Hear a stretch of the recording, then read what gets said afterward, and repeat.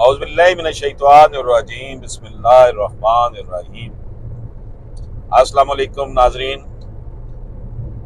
اشرف Hashmi advocate اس وقت اسلام آباد Lahore motor وے سے آپ کی خدمت میں حاضر،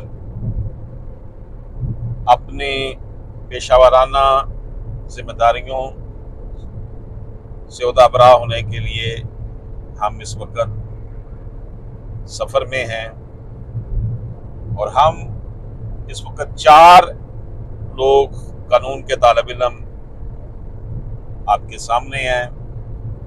میں اشرف ہاشمی، میرے ساتھ حذیفہ اشرف ہاشمی، عمر اشرف ہاشمی، احمد رضا اشرف ہاشمی آپ کی خدمت میں موجود۔ ناظرین اکرام، آج جو ہم ٹاپک ڈسکس کر رہے ہیں، جنرلی یہ ٹاپک جو ہے مختلف ویڈیوز میں آپ کو میری یہ گفتگو ملی ہوگی۔ یہاں پر میں آپ کی خدمت میں ایک بات عرض کر دوں کہ یہ جو گفتگو ہے میری، اس میں جب ہم بات کرتے ہیں ایپیکس کورٹس کے فیصلہ جات کی، قرآن پاک کی، کہ قرآن پاک نے وراثتی حقوق کے حوالے سے کیا ہمیں احکامات صادر کیے ہیں۔ ناظرین اکرام، پاکستان میں معاشی ناہمواریاں کہ امیر بہت امیر، غریب بہت غریب، اس کی ایک بہت بڑی وجہ یہ بھی ہے کہ پاکستان میں قرآن و سنت کا نظام نہیں ہے۔ قرآن و سنت کا نظام نہ ہونے کی وجہ سے معاشی ناہمواریاں جو ہیں وہ عروج پر ہیں۔ اگر تمام شعبہ جات میں انصاف کا بول بالا ہو، قرآن و سنت کے مطابق لوگ زندگی بسر کر رہے ہوں، تو عدالتوں میں جو یہ لیٹیگیشن آتی ہے، یہ مقدمہ بازی جو آتی ہے، یہ بہت کم ہو جائے۔ پاکستان کا یہ المیہ ہے کہ یہاں پر خواتین کو ہر شعبے میں جو ہے وہ مشکلات کا سامنا ہے۔ یہ اس قوم کا حال ہے جس قوم کے پاس کوڈ آف لائف قرآن پاک ہے، قرآن پاک کے ساتھ ساتھ نبی پاک صلی اللہ علیہ وآلہ وسلم کی سنت ہے۔ ہمارے معاشرے میں معاشی ناہمواری کی میں سمجھتا ہوں سب سے بڑی وجہ یہی ہے کہ اپنے گھر سے ہی بچوں کے ساتھ ناانصافی شروع ہو جاتی ہے۔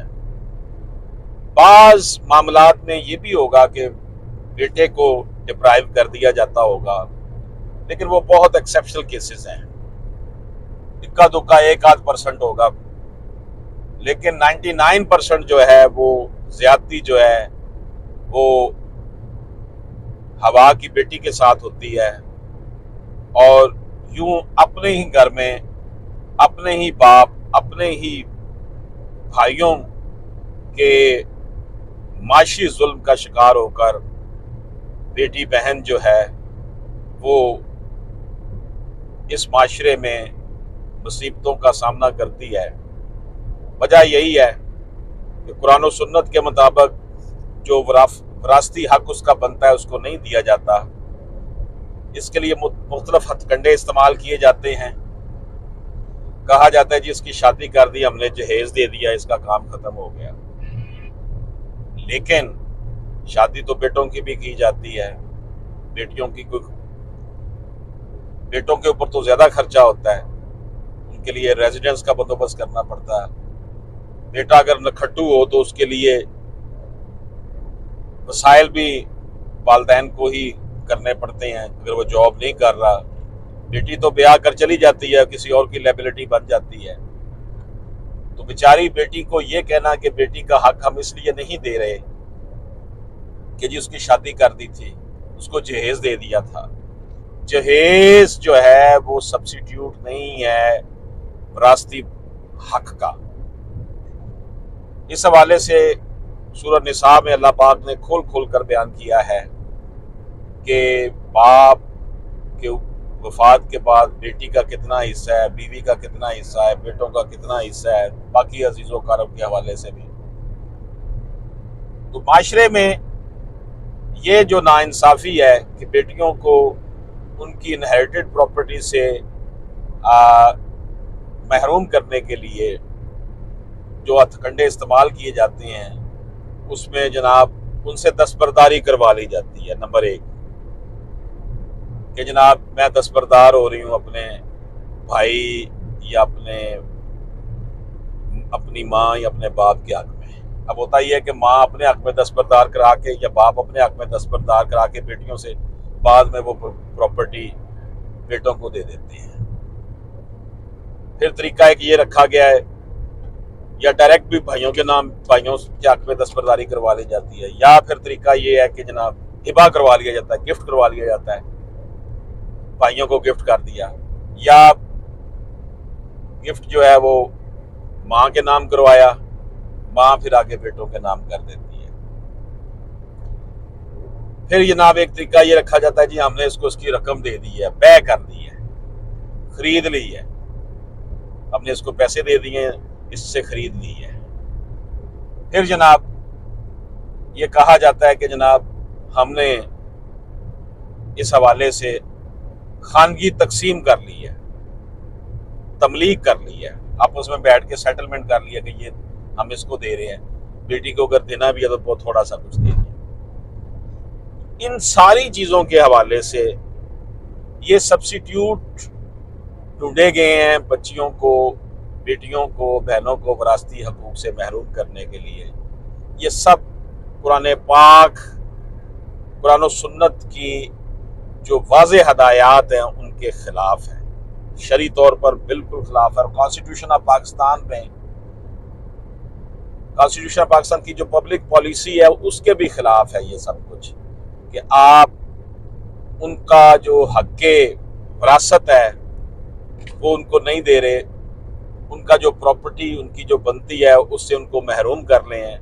ہر کسی کو اپنی وراثتی حق لینے کا حق ہے۔ ہر کسی جیسے ہی کوئی شخص فوت ہوتا ہے تو اس کا جو وراثت کھل جاتی ہے اور وہ آٹومیٹکلی ان کے نام چینج ہو جاتی ہے کہ جناب باپ فوت ہوا ہے، اتنا حصہ بیٹیوں کا ہے، اتنا اس کی بیوی کا ہے، اتنا اس کے بیٹوں کا ہے۔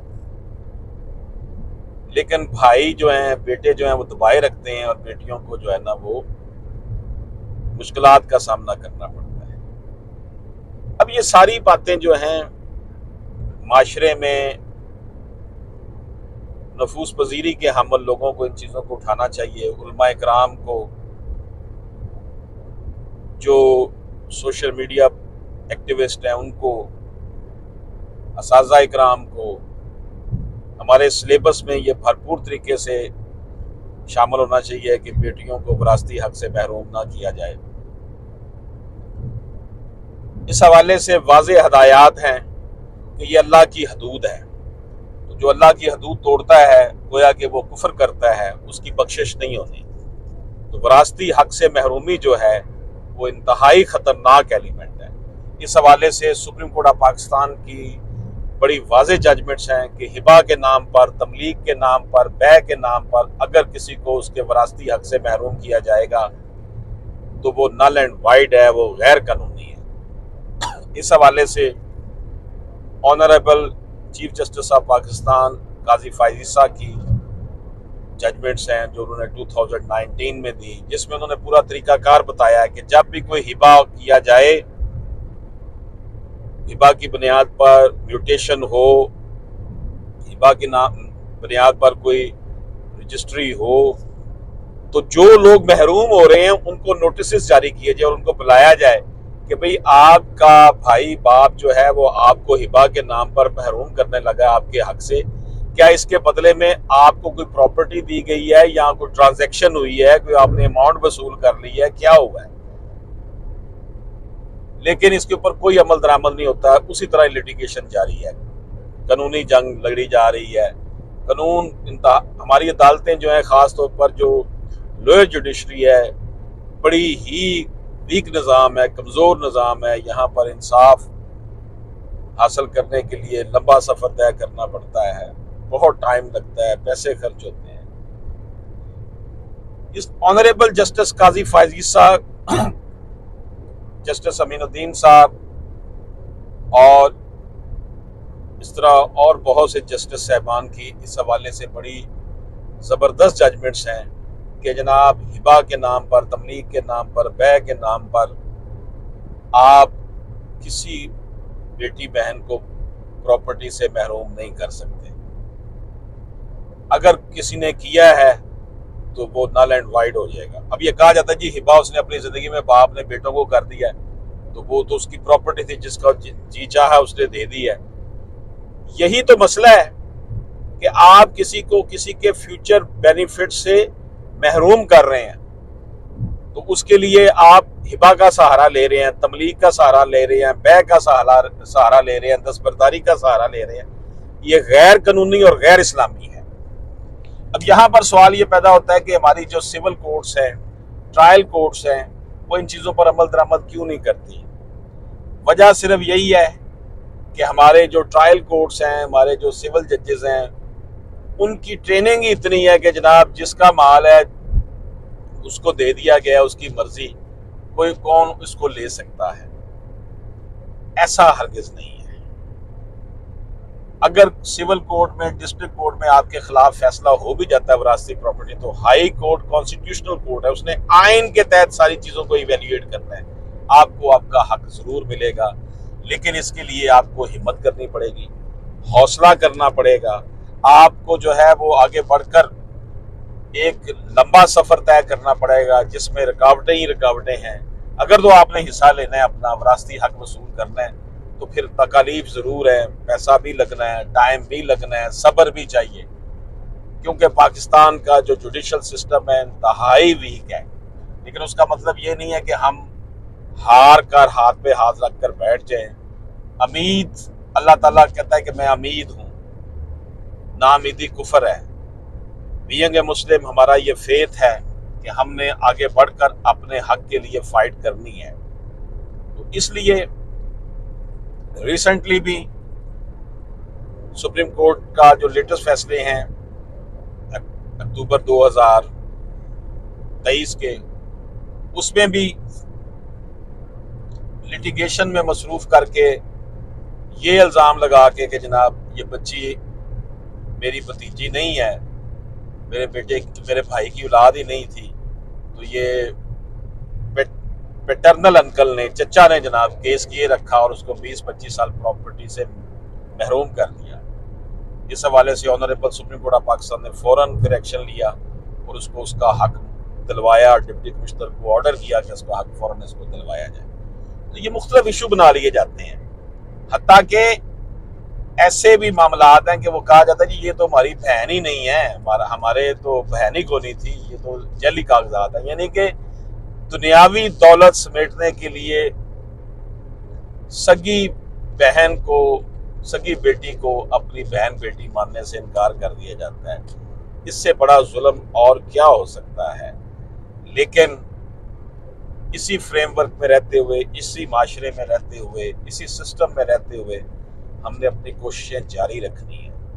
انشاءاللہ تعالیٰ وہ وقت دور نہیں ہے جب اس ملک میں قرآن و سنت کا نظام عملی طور پر نافذ ہوگا، اور جو شخص بھی ہبا کے نام پہ، تملیغ کے نام پر اپنی پراپرٹی سے محروم ہوا ہے، بیٹی محروم ہوئی ہے، خاتون ہوئی ہے، مرد ہوا ہے، اس کو ہمت سے کام لینا ہوگا، حوصلے سے کام لینا ہوگا کہ آپ اسی کمزور سسٹم میں رہ کے ہی ہم نے آگے بڑھنا ہے.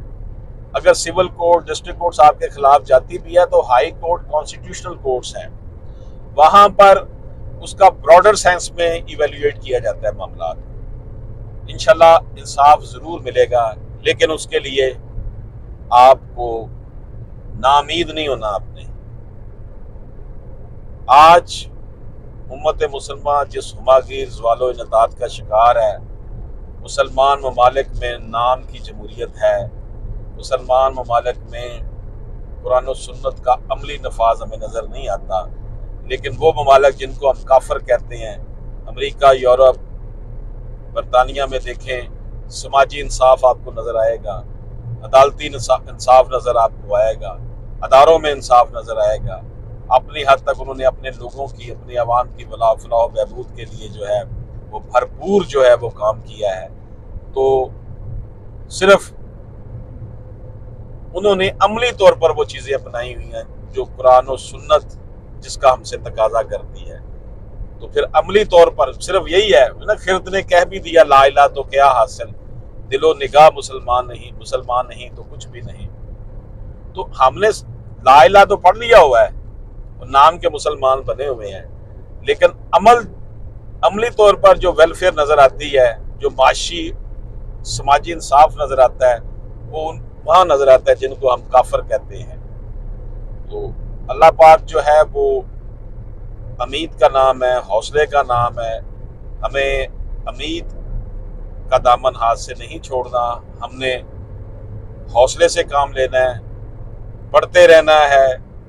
رکاوٹیں آئیں گی، کیس لٹکا دیے جاتے ہیں، ڈیلے کر دیے جاتے ہیں، ایسے وکلا کی خدمات لے لی جاتی ہیں جو کہ انصاف کے راستے میں رکاوٹ کھڑی کرتے ہیں۔